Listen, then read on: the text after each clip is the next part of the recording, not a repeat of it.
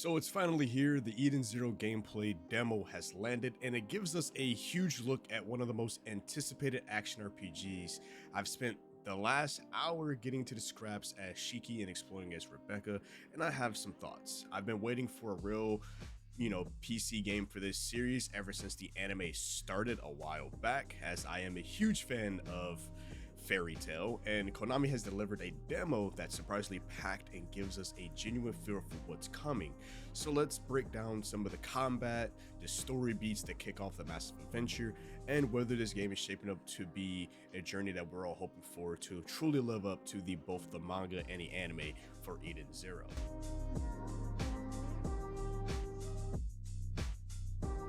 So before we get into the nitty-gritty of the combat, let's set the stage. If you're new to the series, Eden Zero is from Hiro Mashima, the mind behind Fairy Tail as well as Rave Master.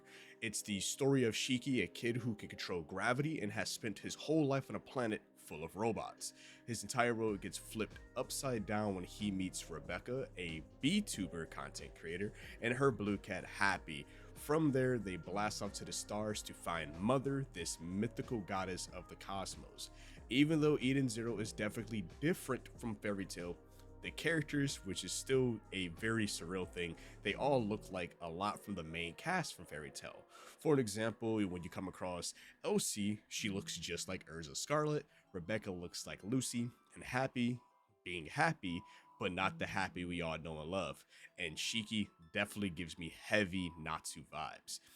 Now, the demo does throw you straight into the action. It's covering a first of the few chapters of the story, but it actually kicks off with a jarring bit of the tutorial that is set a little later in the game before rewinding to the very beginning on the planet Granbell.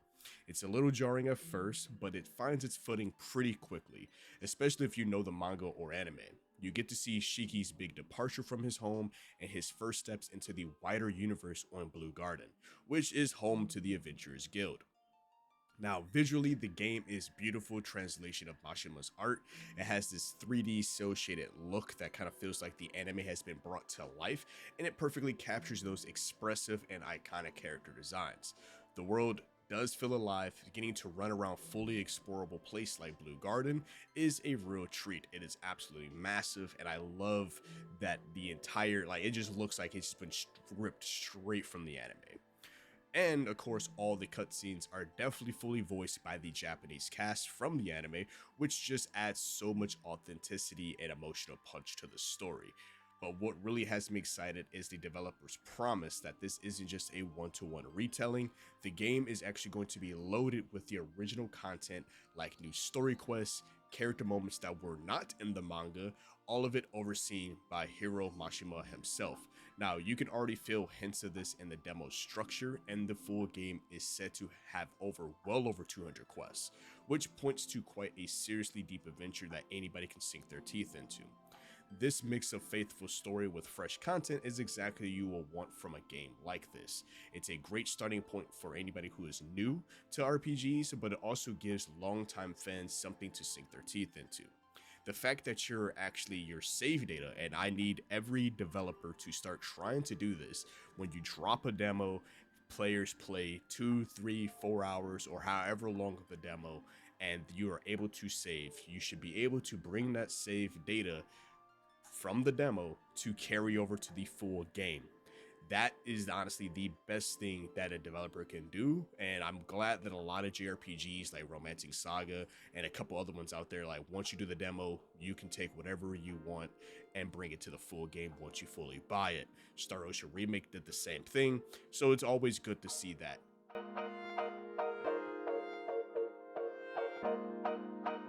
So let's talk about the main thing that you'll be noticing out of this RPG is, of course, the combat. Now, this is a fast-paced action RPG. It's basically a beat 'em up where you're chaining together combos, special moves to clear out waves of enemies, but you run up to a bad guy, bad arena pops up, and you have to defeat everyone to move on. It's a classic setup, but it definitely does feel very good here, and it's simple, right? But what I do want to talk about what I did like and what I did not like. So starting off with what I did like about this demo.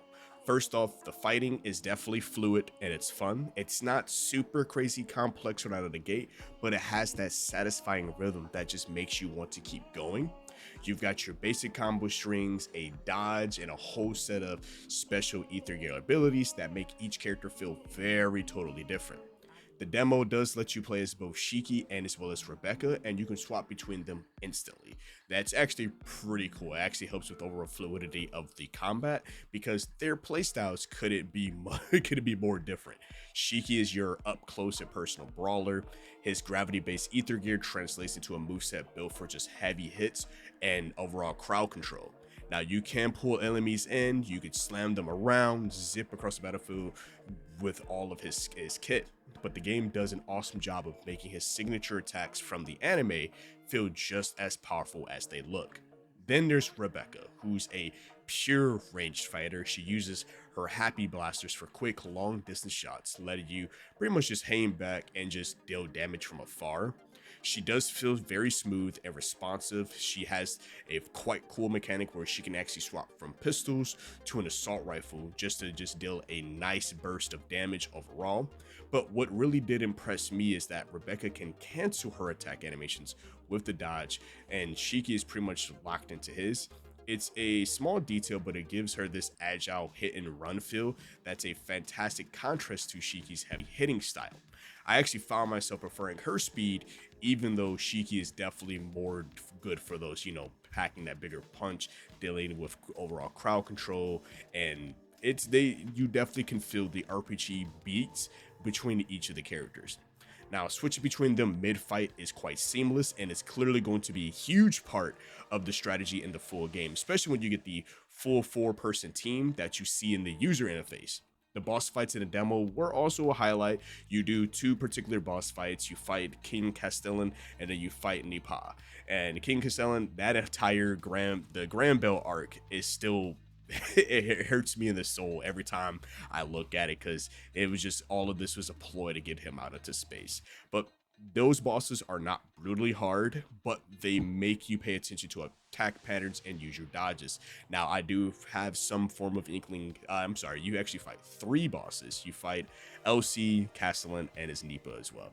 All of these bosses seem quite simple bosses. Like, I have a feeling that they'll probably get a little bit difficult as the game goes on, but they do have enough health and they can hit hard enough that you can't just kind of like button mash your way through.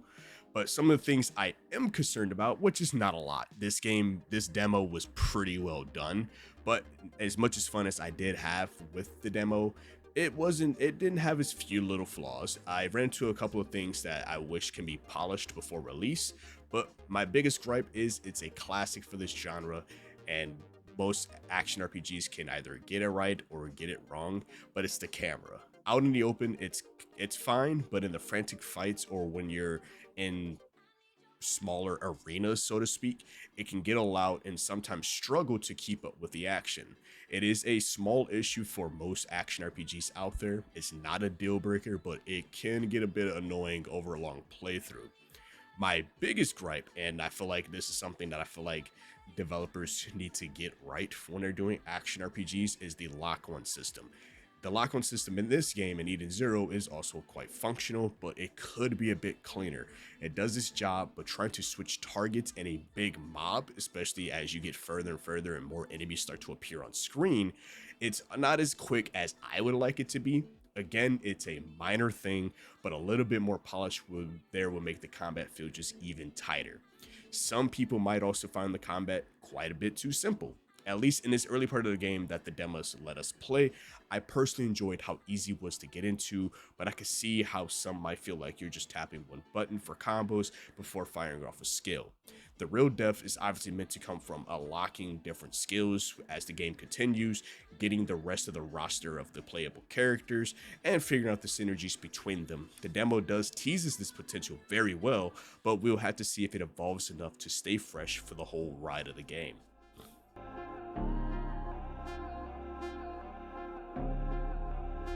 But Eden Zero isn't just about, punching robots and fighting bandits, it's a full-on RPG, yes. The demo gives us a peek at its deeper systems, especially with the customization and the progression. This is where the game will actually truly shine, because the main headline here is that the insane amount of character customization. The developers have said that the full game will have well over 700 equipable items between weapons, armor, accessories, and that number is quite wild for a action RPG like this, and it points to just a really deep loot system. Even better, the game has a transmog system, so you can equip gear for its stats but make it look like any other piece of gear you own. This is such a great player-friendly feature, and it's awesome to see it be confirmed. It means you never have to sacrifice your style for better stats. You can just rock your favorite look from beginning to end. You can already see the bones of this system in the demo. You can mess around with the gear to change your stats, your look, making sure everyone's Shiki and Rebecca can be quite unique. That level of personalization is quite a huge selling point. Now, progression seems to have quite a few layers, but if you got your standard leveling, but the real meat is actually in the skill tree. This is where you will spend points to unlock new ether gear skills, passive buffs to build out each other's character's fighting style, and we only get a quick look at that grid-like system. But it seems like a meaningful way to shape your character's growth. The game also does give you a home base, which is of course the warship that you get with Rebecca. Now on this ship you actually be able to do a little bit more than travel. Now the demo hints at places to craft and upgrade gear. Of course you could cook meals for temporary buffs, you could trade items, you could set out on your next adventure. It just turns the ship into your base of operations where you can prep for your next mission. Now one of the coolest systems mentioned is the ability to recruit new crew members, even former enemies you have beaten. Now these recruits will help expand the ship's facilities, unlock new perks, which is a great way to make it feel like the ship is growing right along with you. And of course, as you get more into the Adventurers Guild, you get to recruit more and more characters. But if you're a completionist, the game seems packed with a lot of side stuff. You can take on guild quests, gather resources, go on bounty hunts, and even find collectible cards hidden around the world. And the planet Blue Garden is teased as being a fully explorable open zone. Once you get far enough, you'll even get to fly or use vehicles to get around. All of this points to a game with a ton of content designed to help keep you hooked.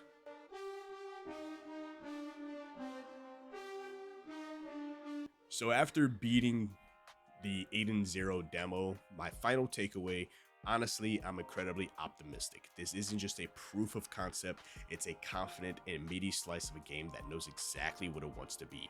It absolutely nails the heart, the humor, and as well as the high energy action of Hiro Mashima's work, and it turns into a quite interactive experience that feels both authentic and as well as genuinely fun. The combat, despite a few rough edges with the camera, has a rock solid foundation. The different playstyles of Shiki and Rebecca are a blast to switch between. The system finds a great sweet spot between being easy for newcomers to pick up while hinting at deeper strategies for RPG fans.